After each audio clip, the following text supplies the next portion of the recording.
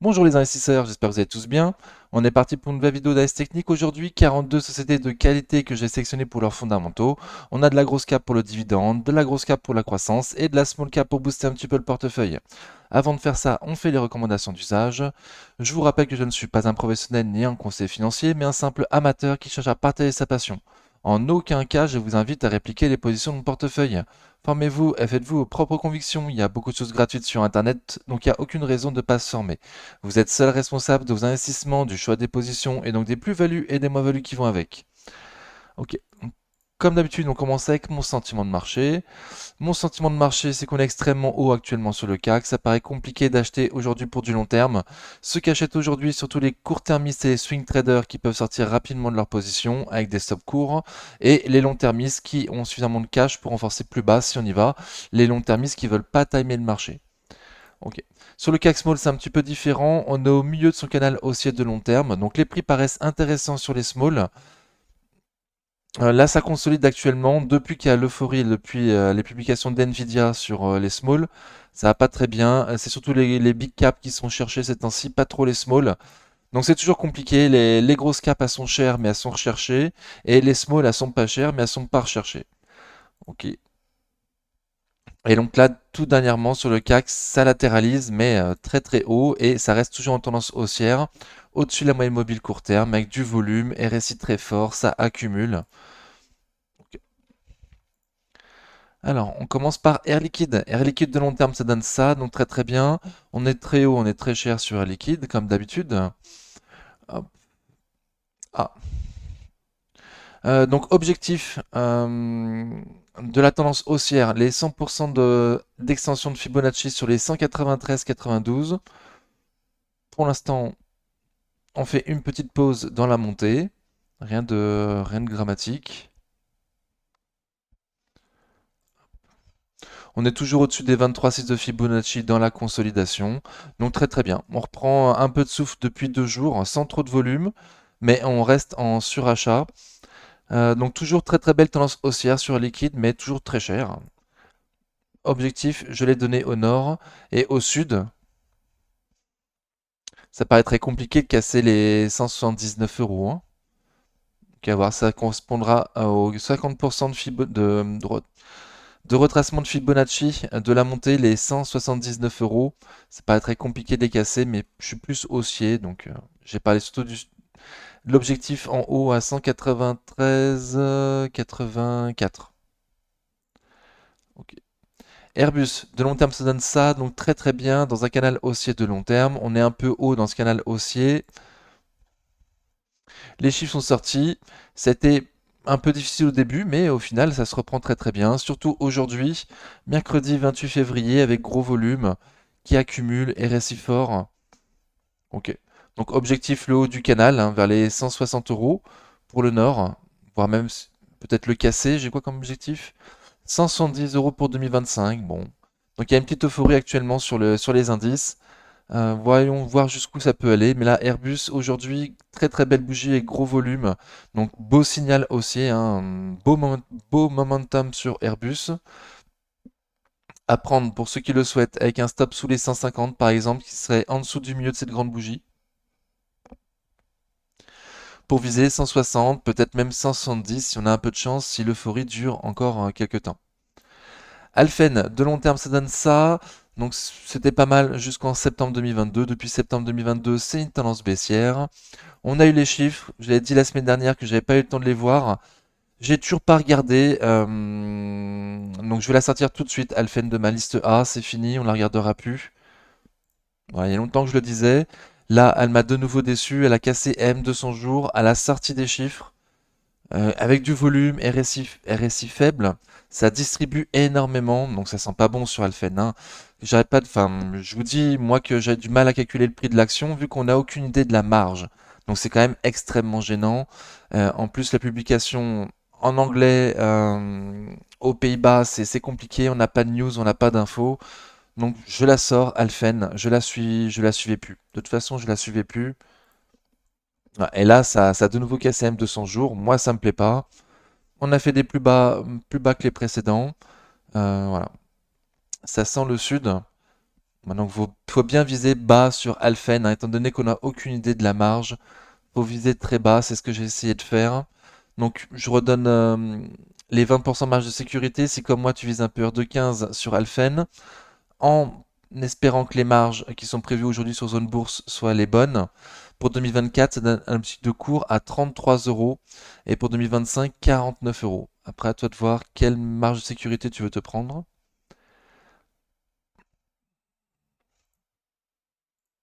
Alten, hop. Donc Alten, de long terme, ça donne ça, donc c'est pas mal. On voit que là, dans une sorte de range entre les 110 et 157.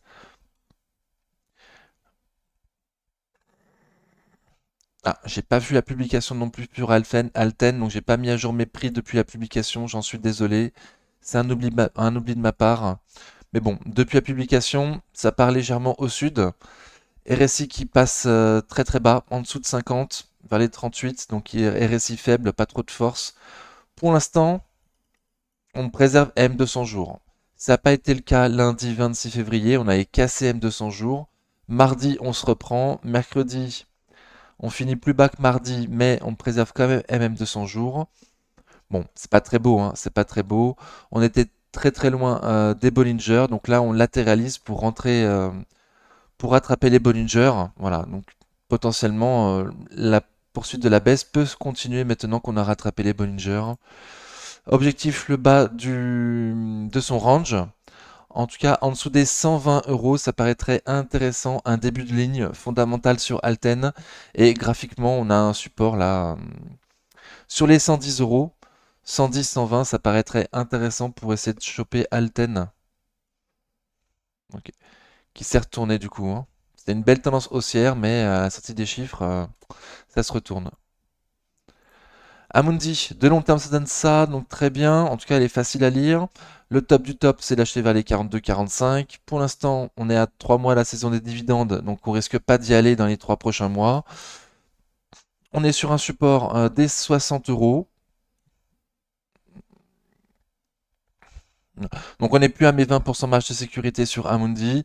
Cela dit, il reste quand même une petite marge, ouais, une dizaine de pourcents à faire d'ici la fin de l'année, ou en tout cas d'ici le détachement du dividende, donc 3 mois. Hop. Et donc une petite consolidation sur le support.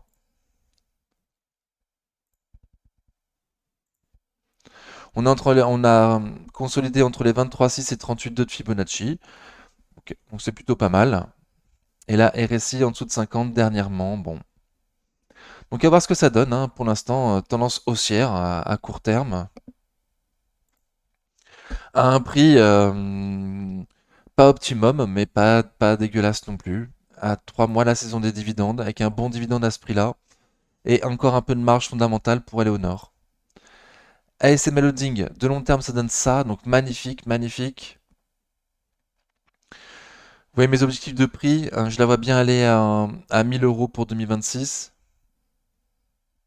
On a 860 euros.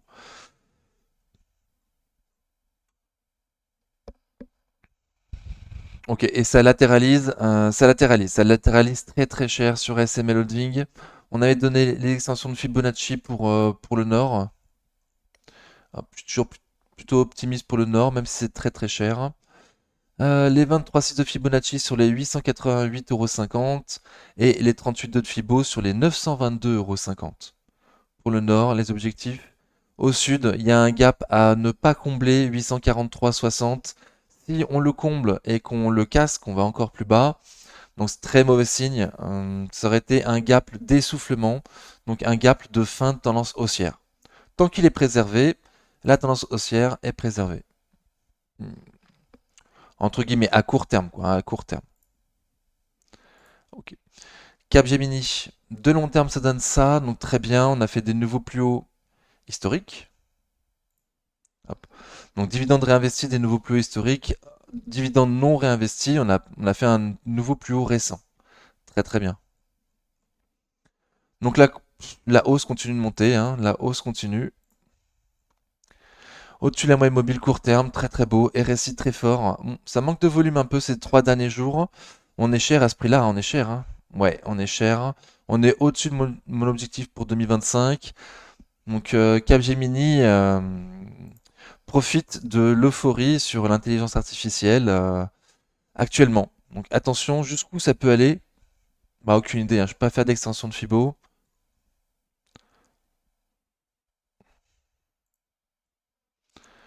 On a un support, résistance quelque part.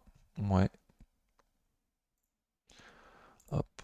Prochaine résistance pour moi, les 240 euros. 240, 245. 235, 70, 245. Ok. Bon. Donc on y arrive.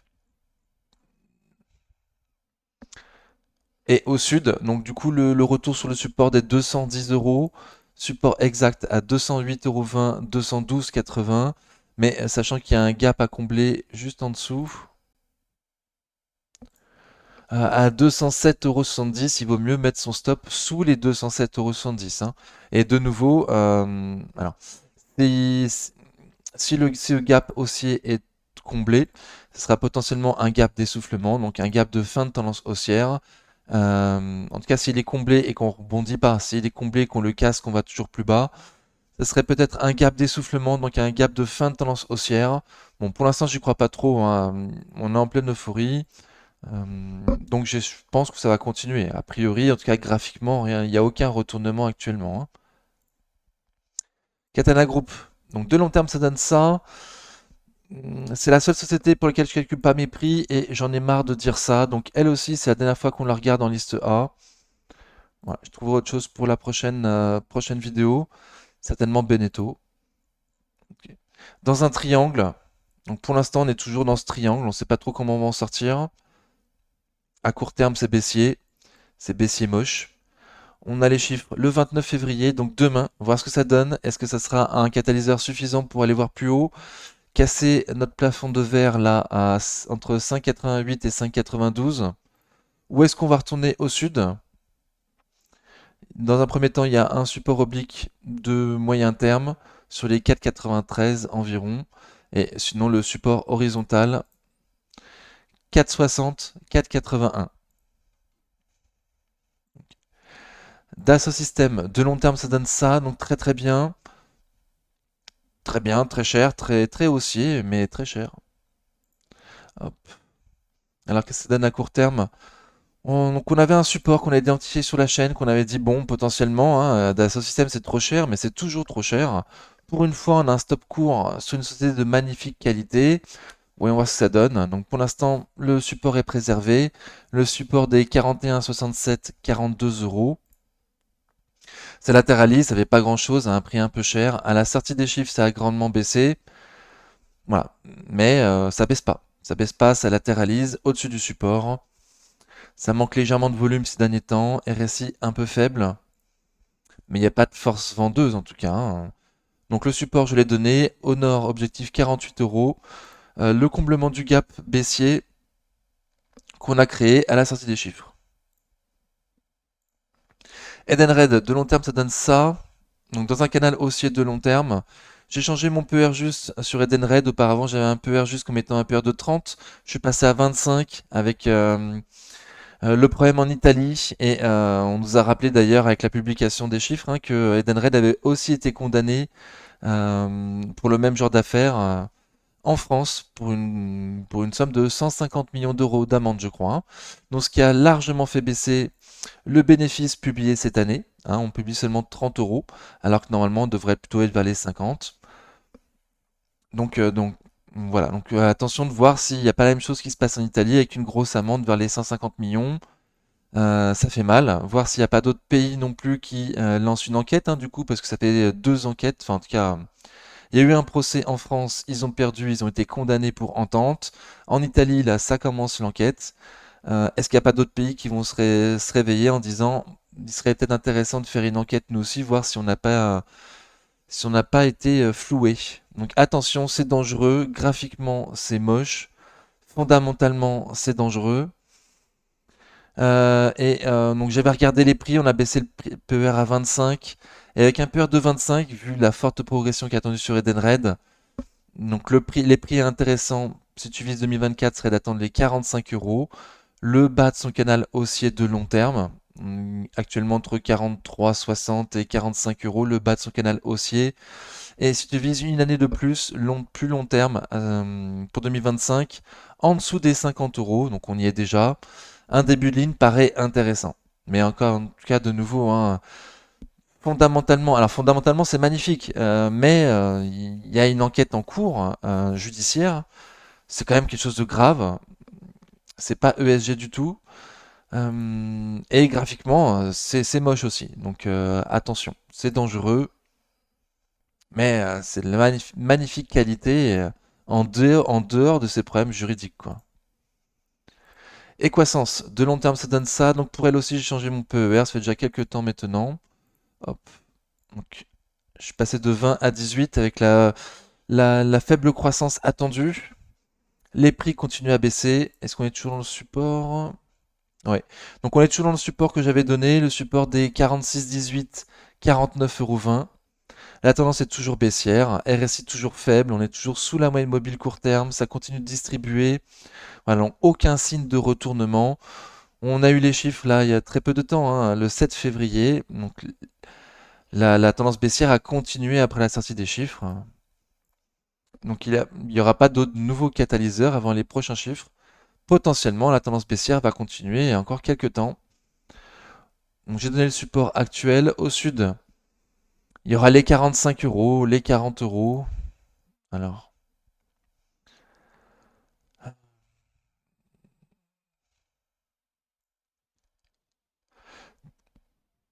bon, il y a plusieurs supports, quoi, mais des tout petits supports. Lequel va tenir? Aucune idée, hein. Personne ne pourra vous le dire à l'avance. Pour l'instant, il n'y a aucun signe de retournement. En tout cas, ça c'est certain.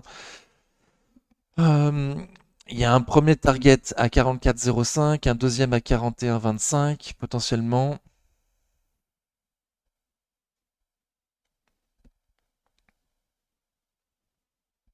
C'est le même target, ok.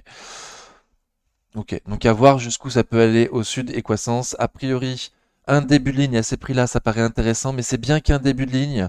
Ça peut très bien descendre beaucoup plus bas. Donc attention, grosse tendance baissière, RSI faible. Essilor Luxottica, de long terme, ça donne ça, donc très très bien. On est un peu cher de nouveau, hop. Mais on a enfin cassé une résistance qui datait d'il y a 2 ans, donc très très bien. Depuis, ça continue à monter, très très très bien. Je dirais au prochain objectif 200 euros, hein, vu que c'est les plus hauts historiques, on n'a rien d'autre pour se raccrocher. Donc je dirais 200 euros les prix ronds. Prochain objectif, on est à 197, hein, donc je prends pas beaucoup de risques, on est bien d'accord. Mais en tout cas, belle tendance haussière. Après la sortie des chiffres, on a eu la force de casser un support, une résistance, pardon, une très très forte résistance. Donc très très bien. Ça accumule, RSI en surachat, volume normal. Bon, il n'y a pas de stop court, la tendance est haussière, on est cher, donc je passe, hein. Refin scientifique, de long terme, ça donne ça. Donc c'est toujours en tendance haussière, hein, malgré la grosse baisse de 2 ans. On a eu les chiffres hier, on les a regardés ensemble sur la chaîne. J'en ai profité pour mettre à jour mes chiffres, bien évidemment. Euh, et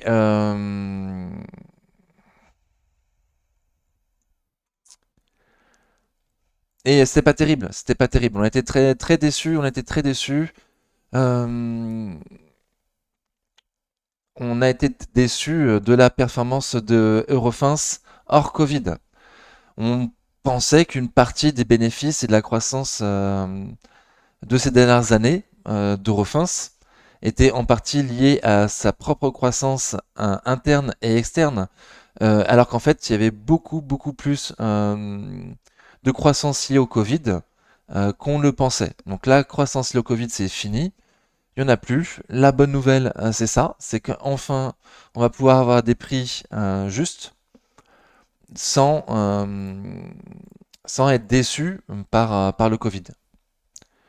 Sans prendre en compte des chiffres de bulles, sans... Comment je pourrais l'expliquer? Ça paraît compliqué. Désolé, je suis pas clair. J'espère que tu l'as mieux compris hier quand tu as regardé la vidéo en live. Si tu l'as pas vu, n'hésite pas à aller voir, je pense que ça va été beaucoup plus clair. Ok. Donc la publication était pas belle. La publication était pas belle. Le prix entre 55 et 60, moi j'ai souvent dit hein, que c'était un peu cher. C'était un peu cher. Pour moi, en dessous de 50 euros, ça commence à se regarder Eurofins. Mais 20% marge de sécurité me demande de te dire seulement 47,20 €. Ce qui correspondra plus ou moins à un gap à combler, là, les 46,80, le plus bas des gaps.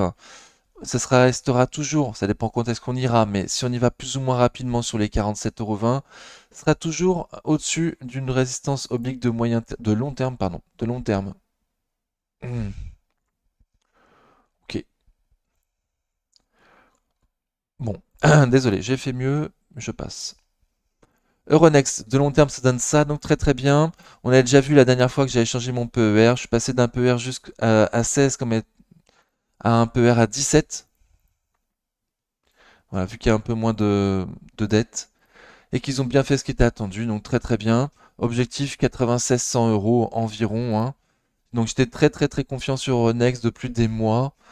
Même quand j'étais en dessous de 70, j'étais très très confiant en vous disant que c'est une opportunité. Donc voilà, donc là ça fait que monter.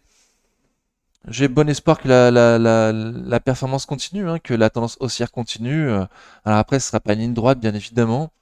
Euh, Il n'y a pas... Voilà.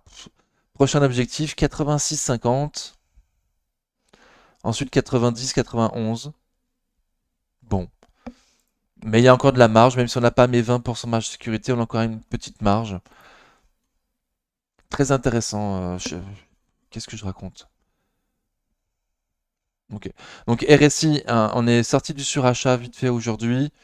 Ça distribue pas. Du volume un peu manquant ces 2 derniers jours. Mais je suis très très confiant toujours. Pardon, juste au cas où le support, voilà. 81, 80, 84,30 € au cas où il y a une petite consolidation. Si certains veulent mettre à profit, 81, 80. FDJ, de long terme, ça donne ça. Donc facile à lire, très très bien. En belle tendance haussière, après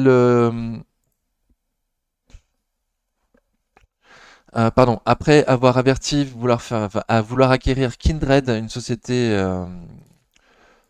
je ne sais plus quel société européenne, pardon, de très belle qualité. Fondamentalement, du coup, ça donne des potentiels supplémentaires à FDJ. Objectifs les plus hauts historiques à moyen terme. Voilà. À court terme, ça latéralise, mais ils ont eu l'accord pour acheter Kindred. Gros volume aujourd'hui, ça accumule légèrement, RSI fort. Bon, moi je suis très haussier sur FDJ, hein, je suis très haussier. Prochain objectif, les 41 euros. Hum,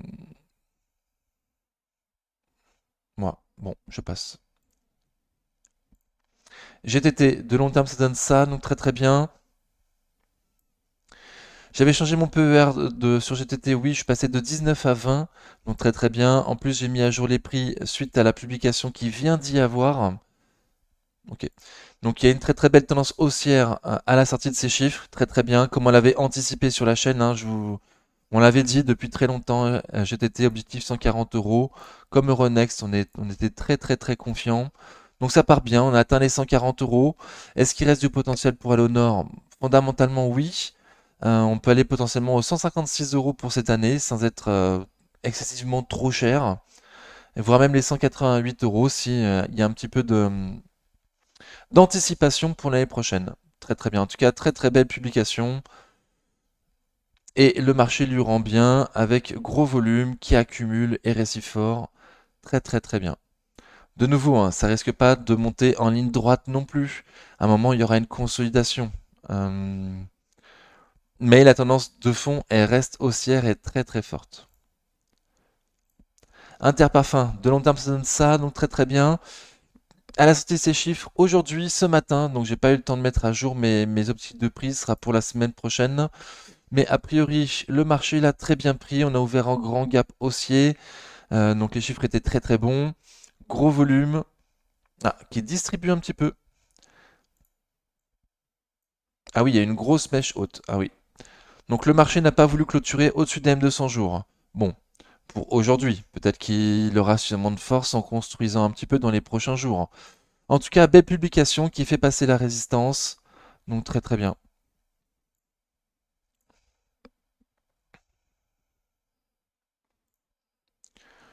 Potentiellement un stop à prendre avec un stop sous les 50 euros.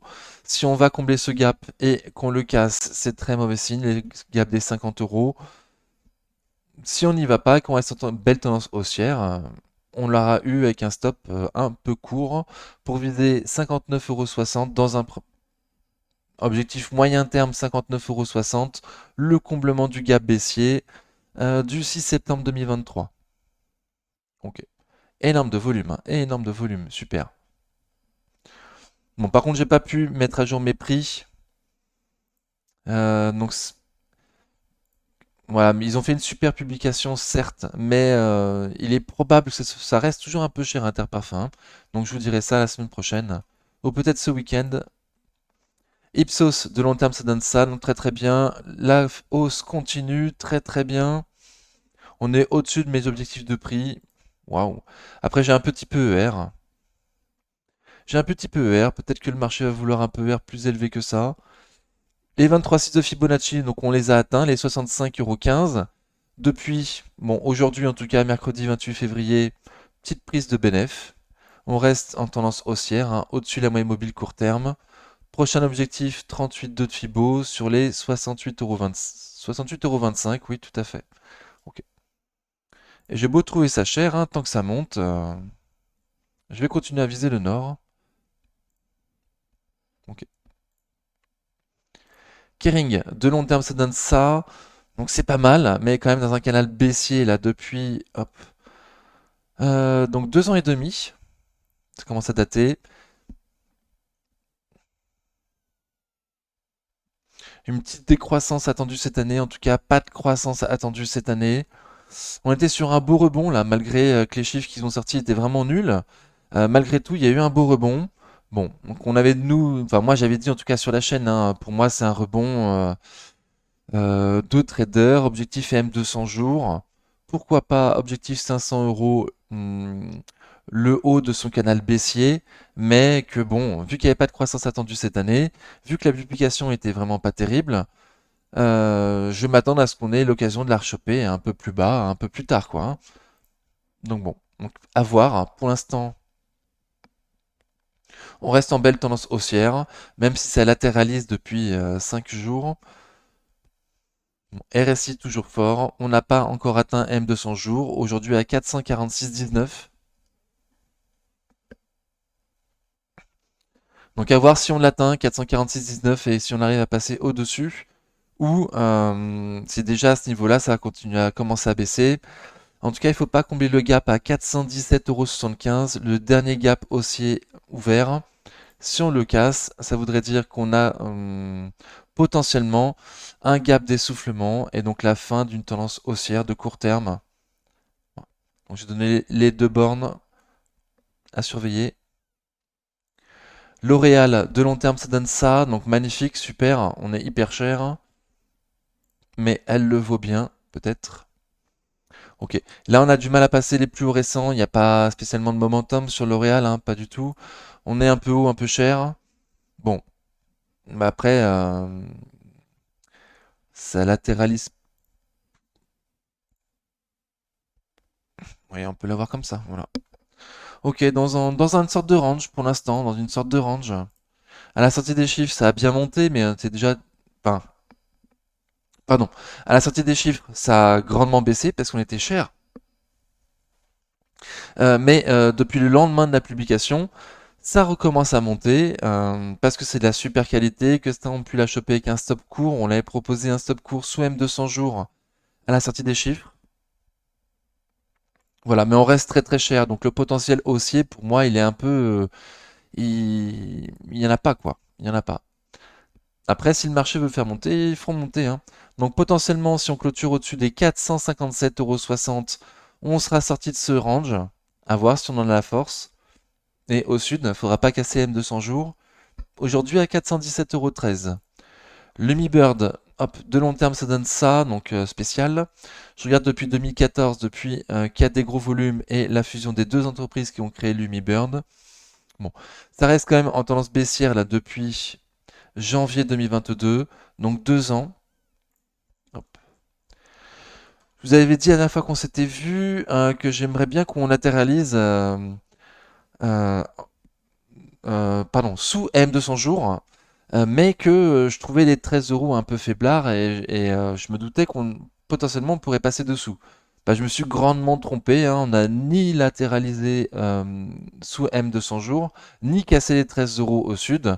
On a ouvert avec un énorme gap haussier lundi 26 février qui nous a fait passer au-dessus des M200 jours. Depuis, ça reste très beau quand même, ça accumule. RSI en surachat, du volume. Ok, donc je me suis grandement trompé, ça continue à pousser. Et il me semble que là on est arrivé à des prix où il n'y a plus il y a plus de potentiel de hausse, hein. Bon, les chiffres le 12 mars, voir ce qui se passe. Peut-être que... Non mais pour moi il y a plus de potentiel au nord, hein. Donc on va voir ce que le management nous dit le 12 mars. À suivre, si ça casse à M200 jours à 13,65 c'est mauvais signe. Si on casse le gap haussier qu'on a ouvert lundi à 13,44 c'est également mauvais signe. Et au nord, objectif, bon, on y est pratiquement, hein, les 14,46. 20 petits centimes au-dessus. Voilà, petite résistance. Et ensuite, les 15,50. Bon, donc à voir, Lumiburn, elle me surprend énormément ces temps-ci. Elle me surprend énormément. LVMH, de long terme, ça donne ça, donc magnifique, super. On paraît un peu cher au vu de mes objectifs de prix. Mais la tendance à court terme est toujours très belle, très haussière, au-dessus de la moyenne mobile court terme, en surachat, ça accumule. Ça manque un peu de volume ces 3 derniers jours, mais c'est toujours très recherché LVMH malgré que ça soit un peu cher. Prochain objectif, 870 euros, le bas de sa résistance. Deuxième objectif, 900 euros, pour ceux que ça intéresserait. Et au sud, les 800 euros, le bas de son support à ne pas casser. Pernod Ricard, de long terme, ça donne ça. Donc très très bien. Il y a une petite marge au niveau fondamental sur Pernod Ricard. Ok. Et pour l'instant, on a du mal à passer les 160, hein. Clairement, on a du mal à passer les 160.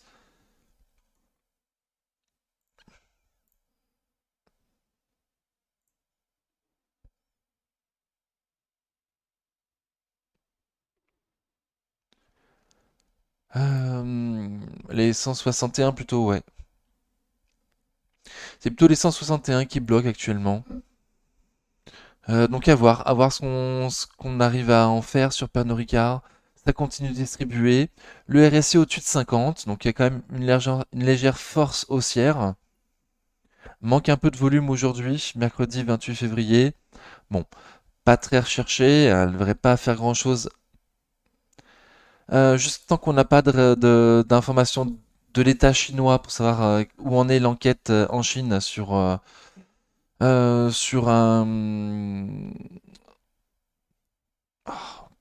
pardon. La Chine accuse certains producteurs d'alcool de vin. Oh, je sais plus. Fatigué, hein, je suis fatigué, je suis désolé. En tout cas, il y a une enquête en cours actuellement en Chine.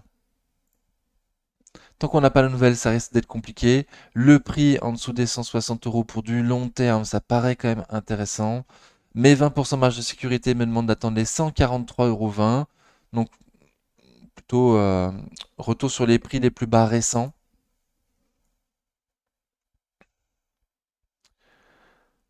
Voilà, donc on attend la Chine. On attend la Chine à un prix pas dégueulasse, mais pas optimum non plus. Et sans grande tendance pour l'instant. Et qu'il ne devrait pas y avoir de grande tendance sur Pernod Ricard tant qu'on n'a pas de nouvelles de la Chine. Ok. Publicis Group, de long terme, ça donne ça, donc magnifique, super, hein. Surtout là, dernièrement, c'est stratosphérique. Donc on avait un range qu'on a dupliqué. Maintenant, on est au quatrième duplication de ce range. Prochain objectif, 100,85 € toujours. On est toujours en très très belle tendance haussière, au-dessus des moyennes mobiles court terme. RSI en surachat. Bon, ça accumule plus, ça manque légèrement de volume ces 10 derniers jours quand même. Mais on reste en très belle tendance haussière. Donc à voir si on arrive à avoir les 100,80 €. Et le prix, là, commence à devenir un peu cher quand même, hein. Ça commence à devenir un peu cher. Rémi Cointreau, de long terme, ça donne ça. Donc, comme Pernod Ricard, ces temps-ci, elle souffre. Déjà parce qu'il y a beaucoup de stocks aux États-Unis, comme Pernod Ricard. En plus, il y a une enquête en Chine. Ok, donc en dessous des 100 € pour du long terme, ça paraît intéressant. Mais si je respectais bien mes 20% de marge de sécurité, je ne devrais pas te le dire au-dessus des 78 €. Voilà, après descendre à 80 €, ça me paraîtra quand même compliqué, mais fondamentalement, les chiffres que j'ai trouvés sous une bourse me donnent cet objectif. Donc voilà. Et pour l'instant, Rémi Cointreau à court terme, là, ça range, ça fait rien du tout.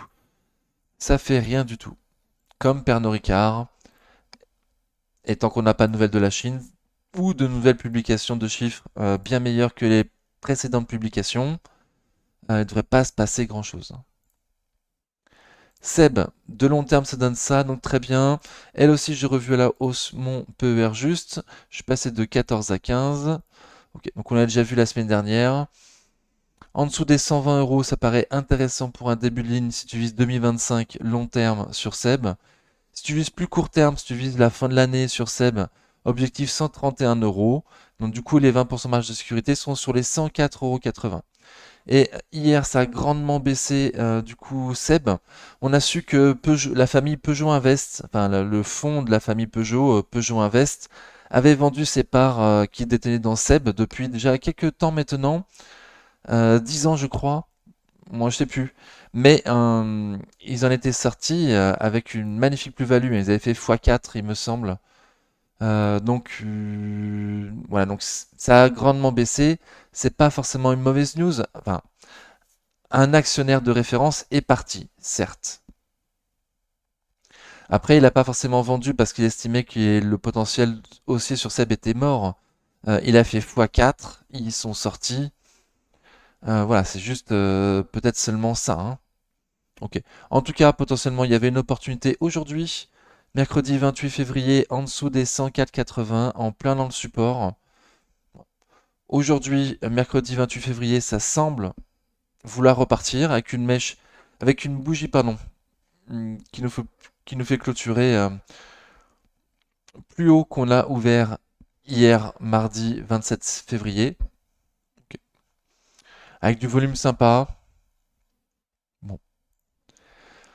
Ok, donc c'est pas une super news, c'est sûr, hein, c'est bien pour ça que ça a baissé, mais les fondamentaux de l'entreprise ne sont absolument pas remis en cause. Voilà, donc avoir une consolidation alors qu'il n'y a aucune remise en cause des fondamentaux, c'est quand même pas mal, quoi. On a été retrouvé pile poil en plus le support qu'on avait donné sur la chaîne. D'ailleurs, je leur donne au cas où. 103,40, 105,30 €. Et objectif au nord, 113,10 €. Allez combler ce gap baissier qu'on a ouvert mardi 27 février. Saint-Gobain, de long terme, ça donne ça. Donc chelou quand même, assez spécial. Toujours en magnifique tendance haussière. Wow. Elle aussi, c'est un funiculaire. Alors, on en est où? Donc, on avait donné les 23,6 de Fibo, on les a eus. 70,27 €. Là, les 38,2 de Fibonacci, hop, à 71,39 €. On les a frôlés aujourd'hui. La tendance est toujours extrêmement belle sur Saint-Gobain. On a la limite du surachat. Ça continue d'accumuler. Bon, ça manque un peu de volume ces 4 derniers jours. Mais la tendance est toujours très très belle. J'ai donné l'objectif au nord et au sud. Le support des 66,61, 66,90 €. Sanofi, de long terme, ça donne ça, donc très très bien. Ouais, très très bien, pardon. On a encore un peu de marge niveau fondamental sur Sanofi. Hop. En tendance haussière à court terme, Sanofi. Bon. Après, c'est de casser la tête sous M200 jours. Donc là, j'ai envie de croire, mais je suis dessus, qu'on prend la direction pour aller retenter M200 jours. Aujourd'hui à 94,12 €. Donc on va voir. En tout cas, les Bollinger se resserrent. On va aller dans un sens. Il va y avoir un sens donné. Lequel sera-t-il? Si on n'est pas dedans et si on veut se renforcer, normalement le mieux c'est le plus proche possible des 80 €. On a un support oblique. Alors il y a dividendes. Hop. Un support oblique de moyen terme qui passe aujourd'hui vers les 83,30 € environ. Imaginons que ça parte au sud, 83,30 €, le support oblique de moyen terme. Oui, c'est ça le moyen terme. Hmm. Et si jamais on va au nord, ce qui est moi ce que je pense, mais on verra. 94 € M200 jours. Ok. Sato Estedim Biotech, de long terme ça donne ça, donc c'est pas mal. Après, on est en tendance baissière quand même depuis décembre 2021. Le prix de l'action a été divisé par 3 entre décembre 2021 et novembre 2023. Ok. Donc depuis avoir trouvé un point bas sur les 160 €, on rebondit sur cette Estedim. Bon. Et à court terme, on latéralise. Donc on latéralise toujours sans volume depuis 15-20 jours, 15 jours. Au-dessus des M200 jours, à un prix qui paraît extrêmement cher. Mais Sato Stadium, j'ai toujours trouvé extrêmement cher. Bon. Sans volume en tout cas, sans volume. Donc il ne faut pas casser M200 jours au sud. 223,61 €. Et du coup, je vais refaire mon range. Hop. Et il faudrait clôturer au-dessus des 255,70 € pour essayer d'aller voir le nord. Sato Stadium. Schneider Electric, de long terme, ça donne ça, donc très très bien. On est très haut, on est très cher sur Schneider. Ok. Mais on est toujours en très très belle tendance haussière. Dernier gap ouvert, les 202,75 €. Donc il faudrait pas aller combler ce gap et encore moins le casser. Si on le casse, les 202,75 €, ça voudrait potentiellement dire que c'était un gap d'essoufflement, donc un gap de fin de tendance haussière. Donc au sud, on a un prix à pas passer et au nord, les plus hauts récents, là, 210 €, clôturé au-dessus pour essayer d'aller voir plus haut.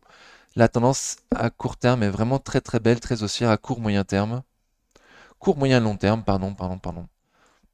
Mais là, particulièrement quoi.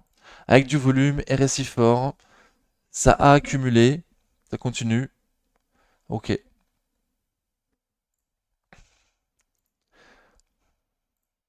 Soitec, de long terme, ça donne ça. Donc chelou. Chelou. Soitec, c'est une recovery, hein, c'est une recovery. 2015, c'était au fond du trou. Et un super management est arrivé.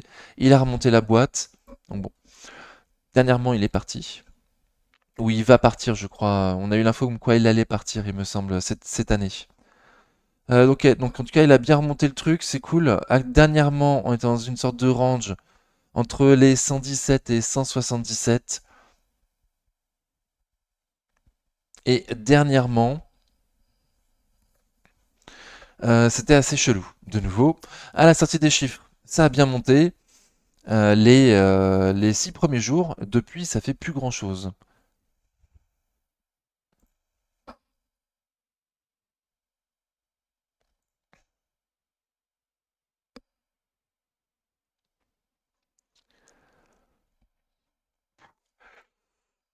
Ok, donc là, sincèrement, là, je sais pas trop quoi dire. Moi, mes 20% marge de sécurité par rapport au prix fondamental me demande d'attendre 128 €, donc plutôt le bas de son range. Jusqu'à présent, je disais viser le milieu du range. Donc j'imagine que mes prix ont été revus à la baisse. Je pense que mes prix ont été revus à la baisse pour l'année 2025 en tout cas. Ok. Et je vous dis 110, 117, pardon, le bas du range. C'est plutôt 110, 120, le vrai range. Je dis 117 par facilité parce que c'était les prix atteints en octobre 2022. Mais le vrai range, c'est plutôt 110, 120. Ok. Et déjà en dessous des 128 euros, on aura une certaine marge de sécurité fondamentale sur Soitec. Mais là, graphiquement, dernièrement, c'est très très très brouillon, quoi, hein. Ça manque en plus un peu de volume, le RSI faible, ça distribue. Donc si j'avais un pari à faire, ce serait au sud, quoi, hein. Soprasteria, de long terme, ça donne ça, donc magnifique. On n'est plus au prix qui nous intéresse, et pourtant on a dit longtemps sur la chaîne qu'on était à des prix intéressants, en dessous des 200 euros. Ok, donc là 236 euros. Ah, on n'est pas loin du tout des 100% d'extension de Fibonacci à 238,60 €. Donc à voir si on y va vraiment, hein. En tout cas, pour l'instant, on en prend la direction. Pour l'instant, on en prend la direction. À la sortie de chiffres, à la sortie d'une publication, la tendance haussière continue. Là, ça paraît trop cher. Un retour sur les 220 euros paraîtrait intéressant. Mais pour l'instant, le retour sur les 220 euros n'est pas prévu a priori, hein. La tendance est toujours très très belle. Ok. Donc voilà, pour l'instant, le seul objectif que je donne, c'est à 2 euros des prix actuels. Donc j'en suis bien conscient. Je suis désolé, je ne saurais pas comment faire autrement. Ah si, bah si. Je vais refaire une extension de Fibonacci pour voir si ça donne quelque chose d'intéressant. Ok. Donc là, ça donne un autre objectif du coup. Les 100% d'extension de Fibonacci nous donneraient objectif à 243,80 €. 243,80 €. L'extension de Fibonacci suite à cette dernière consolidation sur Soprasteria. Ok, donc à voir. Gros volume à la sortie de chiffres qui accumulent RSI fort à la limite du surachat, voire en surachat. ST Micro, de long terme, ça donne ça. Donc pas mal, là c'est dans un canal haussier de long terme, donc facile à lire. On s'attend à rien sur STM avant la publication du premier trimestre 2024, étant donné que le management ne nous a donné aucune perspective pour 2024, à part de dire qu'il pense faire moins 15 au premier trimestre. Donc bien évidemment, STM ne peut pas faire grand-chose dans ces conditions. On va attendre la publication, voir ce qui se donne. Il me semble qu'un prix intéressant serait en dessous des 40 euros sur STM. Et aujourd'hui, le bas de son canal haussier de long terme, plutôt vers les 37,50 €.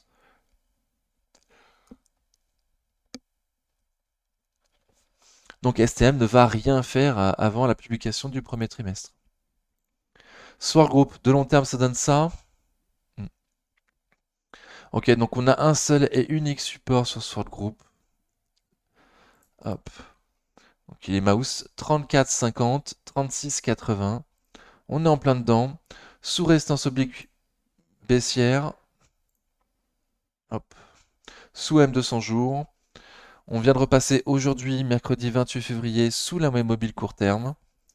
Malgré tout, si tu vises 2025, objectif 46 € sur Sword Group, les 20% marge sécurité sont à 36,80 et actuellement on est dessous. Si tu vises plus court terme à la fin de l'année, le mieux serait d'attendre les 32 € pour avoir 20% marge sécurité par rapport aux 40 € visés. Mais ça voudrait dire casser notre unique support sur Sword Group. Ok. Mouse support. Donc à voir, à voir. Là, en tout cas, le plus important pour moi, là, c'est qu'on est sous résistance oblique baissière de court terme. Les plus prudents attendront qu'on la passe pour faire quoi que ce soit.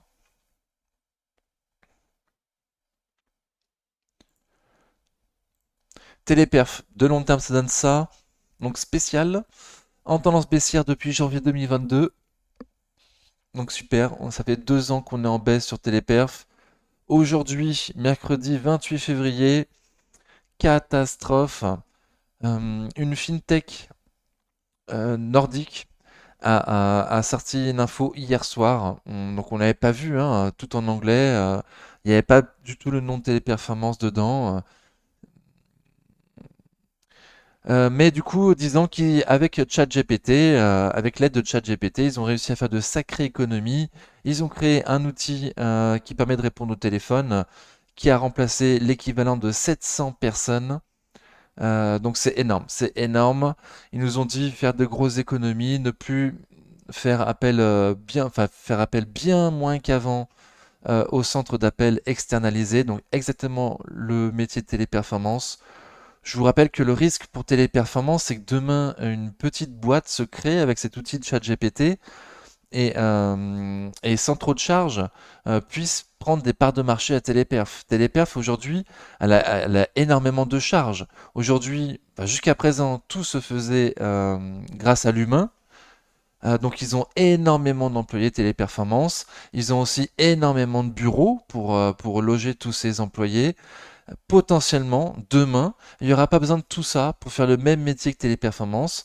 Potentiellement, demain, un ordinateur et un nombre beaucoup moins important de personnes physiques pour répondre aux cas les plus graves, les plus difficiles, sera suffisant. Donc c'est compliqué pour Téléperformance. Vont-ils réussir à nous prouver qu'ils vont réussir à garder leur part de marché?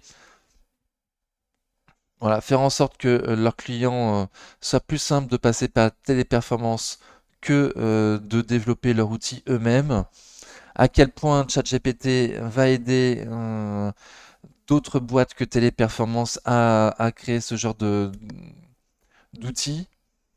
Voilà, il y a plein de questions, donc c'est compliqué. Sondage, est-ce que Téléperformance devrait sortir de ma liste A? C'est une très belle société, belle qualité, mais il faut avouer que c'est compliqué. C'est compliqué. Est-ce que on veut vraiment garder en liste A une société aussi compliquée que Téléperformance? Pour l'instant, les fondamentaux ne sont pas remis en cause, mais potentiellement, ça peut aller très très vite. Ok. Donc on est loin d'avoir fini au plus bas sur Téléperf aujourd'hui. Téléperf n'est pas non plus à enterrer tout de suite. Hmm, c'est clair, mais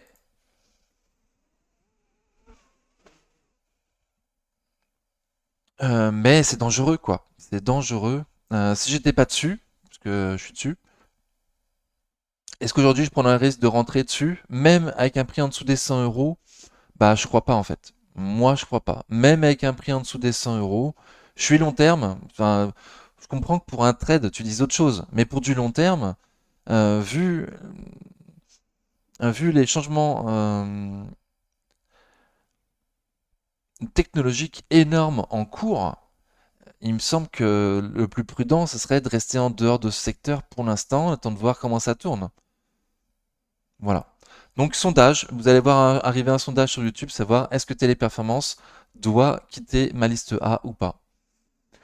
Qu'est-ce que je dis? Avec mon PER de 14 sur Téléperformance, qui est quand même un peu faible comme PER pour un leader mondial, aujourd'hui, on est sous mes 20% de marge de sécurité pour 2024.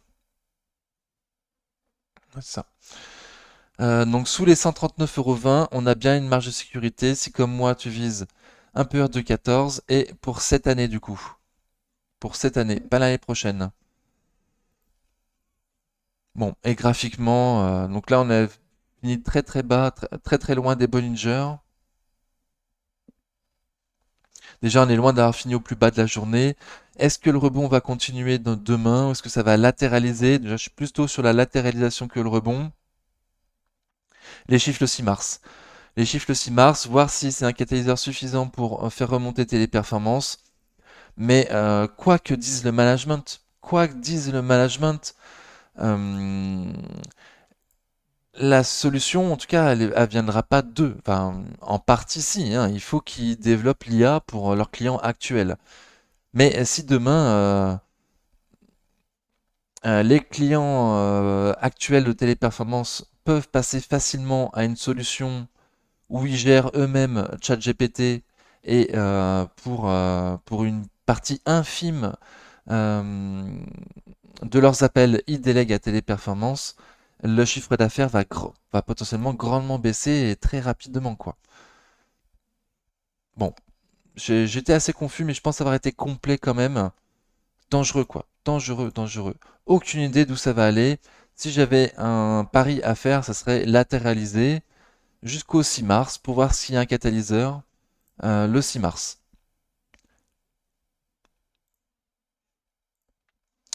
Thales, de long terme, ça donne ça, donc très très bien. Dans un canal haussier, de moyen terme, plus à titre informatif qu'autre chose. On va toujours pas au support des 125-130, hein. On n'y va toujours pas. Les chiffres le 5 mars. Donc voir ce qui se passe le jour des chiffres, enfin le 5 mars. Avant ça, il risque de pas se passer grand-chose, surtout qu'on est un peu cher sur Thales. On latéralise, on fait rien du tout, et ça risque de rester comme ça encore jusqu'à la publication. Ok. Thermador Group, de long terme, ça donne ça. Donc c'est pas mal, c'est pas mal. Ils viennent de le publier ce soir, là, mercredi 28 février. J'ai eu là, vite fait le temps de voir, mais j'ai pas mis à jour mes chiffres. Négatif, léger négatif cette année, hein, ils nous s'attendaient à souffrir, donc ils ont souffert. De nouveau négatif, attendu négatif pour le premier semestre 2024 sur Tamador, et le management espère un rebond au deuxième semestre. Mais ils sont impactés par la réforme de MaPrimeRénov' au 1er janvier 2024, quelque chose qu'ils n'avaient pas forcément, que personne n'avait forcément vu venir, hein. Plus le ralentissement dans l'immobilier qui continue.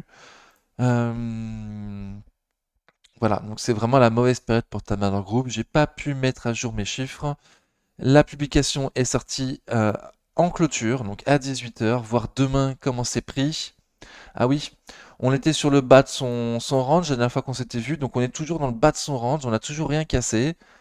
85, 80 euros au sud, 85, 90 au nord. Donc à voir demain comment le marché va prendre la publication d'aujourd'hui Tamador. Des moyens avec perspective moyenne sur un secteur assez sinistré, hein, sinistré entre guillemets quoi, hein. La hausse des taux n'aide pas du tout le secteur Tamador quoi, hein. Le secteur immobilier, le secteur de la rénovation. Et il y avait autre chose. Bon, la publication elle est pas bien longue à lire, je vous invite à le faire. Pas casser les 80 euros, sinon on pourrait les voir beaucoup plus bas. Total Energy, de long terme, ça donne ça, donc très bien, dans un canal haussier de long terme, donc facile à lire, très très bien. Lundi, Romain Dobry dans le choix des experts sur la chaîne BNP Paribas Produits de Bourse sur YouTube, a donné un produit pour jouer la baisse sur Total Energy. Lui, il y voit un signe de faiblesse. Euh, bon, donc voilà, j'en parle. Moi, je vois dans un triangle à court terme. Pour l'instant, rien n'est cassé. On est au-dessus des M200 jours. On est sous une résistance, certes. Euh, Mais je pense que Total devrait être relativement recherché, hein. Bon dividende à ce prix-là. Belle qualité d'entreprise. Voilà. Mes 20% de marge de sécurité à moi me demande de vous dire les 53,60 € pour un début de ligne uniquement. Mais je sais très bien que déjà sur les 55-56 euros, il devrait y avoir du monde, hein. 55-56 devrait déjà y avoir du monde. Mm. Ok, total. Donc à voir. Romain Dobry était baissier, mais le potentiel de baisse pour moi il est relativement limité, hein, surtout au vu de la qualité de l'entreprise et du dividende. Triano, de long terme ça donne ça, donc assez cyclique, mais en tendance haussière de court terme. Ouais, toujours haussier, super. On a passé la résistance qu'il fallait passer, très très bien, les 150 euros. Donc on en avait parlé dimanche en disant qu'il fallait passer les 150 euros pour s'ouvrir un petit peu d'espace. Donc on l'a fait. Donc on se crée un petit peu d'espace pour aller au nord. Objectif, hop. Donc potentiellement les 180 euros d'ici la fin de l'année, hein. 180 €, donc les plus hauts historiques sur Trigano. Fondamentalement, on peut se le permettre.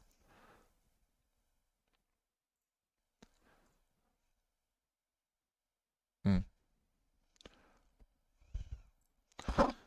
Ok, mais comme c'est vachement cyclique, il y a des résistances et des supports partout, quoi. Donc pour moi, on arrive dans une résistance. Je vais la matérialiser.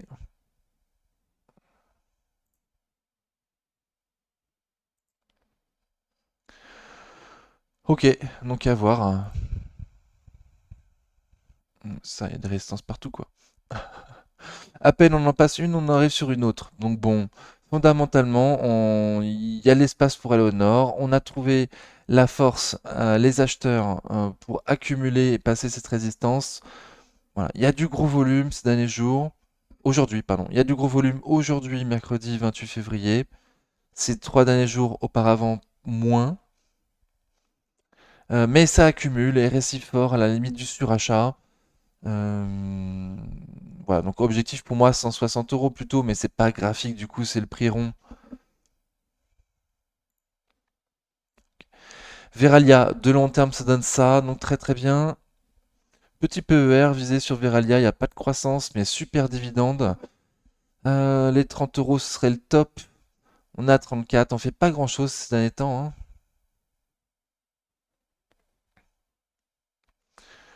Donc tendance neutre sur Veralia, tendance neutre. On a fait un plus bas, plus haut que le précédent, mais on n'a pas fait de plus haut que le précédent. On latéralise sous M200 jours avec un RSI un peu au-dessus de 50. Ils font une acquisition là en Italie. Bon, je suis pas sûr que ça change énorme sur le profil de Veralia. Je suis même pratiquement sûr du contraire. Au sud, il faut pas aller combler le gap des 32,84 €. Sinon, potentiellement, on pourrait retourner au sud sur le haut du support, déjà les 31,20 €. Et au nord, il faudrait passer M200 jours, aujourd'hui à 35,23 € pour se libérer un peu d'espace pour aller plus haut au nord. Vinci, de long terme, ça donne ça, donc très très bien, magnifique. On est arrivé au prix juste, enfin à mon prix estimé pour cette année. Ok, donc on y est déjà. Hmm. Il va falloir passer les plus hauts récents en clôture là à 118,74 €, donc on est vraiment pas loin du tout. La Bollinger supérieure s'écarte pour laisser passer les prix au nord, donc très très bien. Bon, donc tendance haussière à court, moyen et de nouveau court, moyen, long terme sur Vinci. Mais là, surtout à court et moyen terme, c'est toujours haussier. Un prix qui laisse très peu d'espace fondamental au nord. On arrive au prix, potentiellement, mais ça paraît un peu tôt de viser déjà l'année prochaine.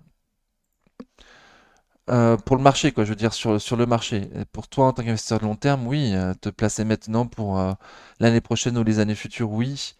Mais que le marché aille voir le prix que j'estime juste pour l'année prochaine, ça paraît compliqué. Bon, à voir, à voir. 117,48 €, je crois que j'ai dit à clôturer au-dessus. Bon, les 118 € quoi. 118,72 €, 118,72 €. Il faudrait clôturer au-dessus des 118,72 € pour espérer pouvoir s'extirper, aller encore plus haut au nord sur Vinci. Wavestone, de long terme, ça donne ça, donc très très bien. On était retourné sur le support, on en a parlé dimanche. Ok. Et là, on semble avoir passé la résistance oblique baissière de court terme. Bon, on l'a passé, mais sans explosion. Sans explosion, avec un volume normal, mais un RSI faible. Ok. Donc potentiellement, voilà. Il y avait le support. Pour l'instant, petit rebond technique sur le support. Support des 53,60 €, 55 €. Mais voilà, on n'a pas passé la résistance oblique baissière avec force quoi. Clairement, il n'y a pas de force. Il y a une belle mèche haute, ça oui. Elle n'est pas non plus bien grande. Ok, donc bon. Je sais pas quoi dire.